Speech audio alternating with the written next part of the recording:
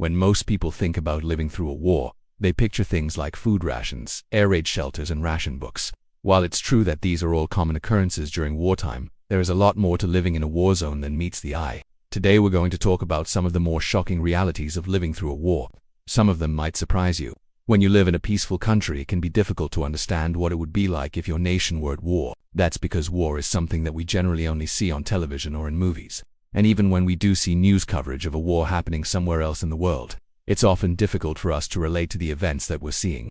This is largely because images of war often depict scenes of violence, death, and destruction, which are thankfully rare in the places where most of us live.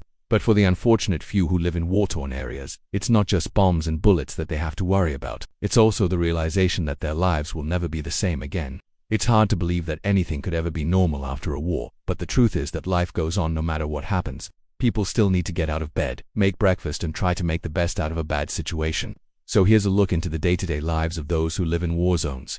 First, let's talk about the lack of privacy. One thing that most people do not realize about living in a war zone is that there is very little privacy. Whether you're hiding in an air raid shelter or taking cover behind a wall, there's always someone nearby who can see you. And even when you're alone in your own home, you have to worry about the possibility that it might be bombed or destroyed.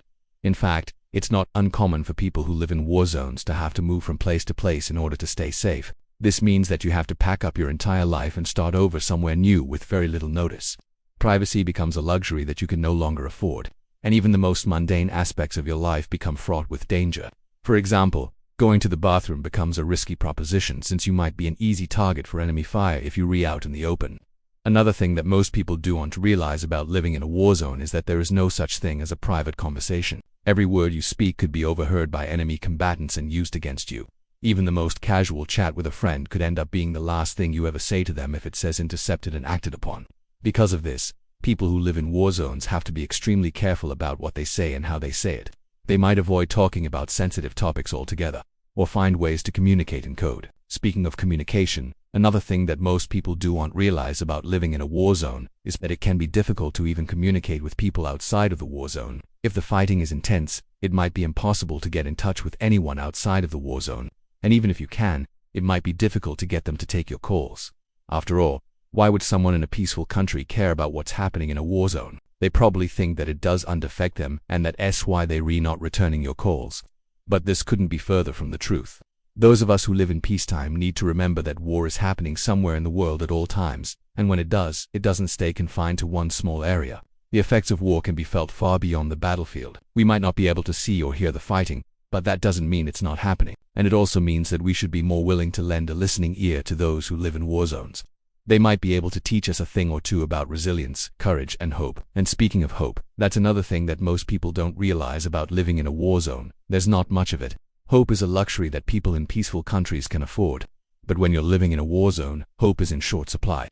There's simply too much uncertainty and danger to allow yourself to hope for anything. You might wake up in the morning and think that today will be different, that somehow you'll manage to survive the war and come out on the other side unscathed.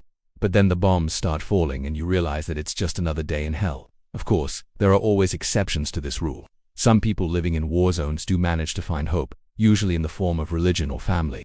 Whatever the source, it's essential to have something to hope for when you're living in a war zone. Otherwise, it can be easy to lose sight of the light at the end of the tunnel. Something else that people often don't realize about living in a war zone is that it can be incredibly lonely. Even if you're surrounded by other people, it can feel like you're completely alone. After all, everyone is fighting to survive and no one has time to think about anyone else. There's also the added difficulty of not being able to leave the war zone. No matter how much you might want to escape, you simply can't. You're trapped by the fighting and there's no way out. This can be incredibly frustrating, and it can make you feel like you're completely alone in the world. Let's also talk about the constant state of fear. When you live in a war zone, fear is always at the forefront of your mind. You might try to push it down and pretend that everything's okay, but it's always there simmering just below the surface. You could be going about your daily routine, and suddenly the sound of a bomb or gunshot would start you jumping at shadows. The constant fear can be exhausting and it can take a toll on your mental health. You might find yourself constantly on edge, always expecting the worst, and even when things are going well, you might not be able to relax and enjoy it because you're too busy worrying about what might happen next. And finally, let's talk about the psychological toll that living in a war zone can take on you. War is not just a physical experience, it's also deeply psychological. When you're in a war zone, you have to constantly deal with the threat of death. You might see friends and family members killed or injured right in front of you. and you might be forced to make life-altering decisions with very little time to think about them. All of this can take a toll on your mental health. You might suffer from flashbacks, nightmares, and anxiety attacks. You might also find it difficult to trust others or feel like you can uncontrol your own life. But despite all of these challenges, people living in war zones are incredibly resilient. They find ways to cope with the fear, sadness, and anger that they're feeling. They also find ways to help each other and support each other through the tough times. Maybe they share stories around a campfire or cook meals together or simply offer a listening ear. Whatever they do, they know that they're in it together, and that helps them get through each day. If you've ever had the privilege of meeting someone who has lived through a war, you know that they are some of the strongest and most resilient people out there. Their stories are truly inspiring, and their strength is something to be admired. So next time you hear a news report about a war happening somewhere in the world, take a moment to think about the people who are living through it. They're not just statistics or names on a screen. They're real people with real stories to tell. Thanks for watching. If you enjoyed this video, please hit the like button and subscribe so you never miss an upload. And as always, thanks for watching. We'll see you in the next video.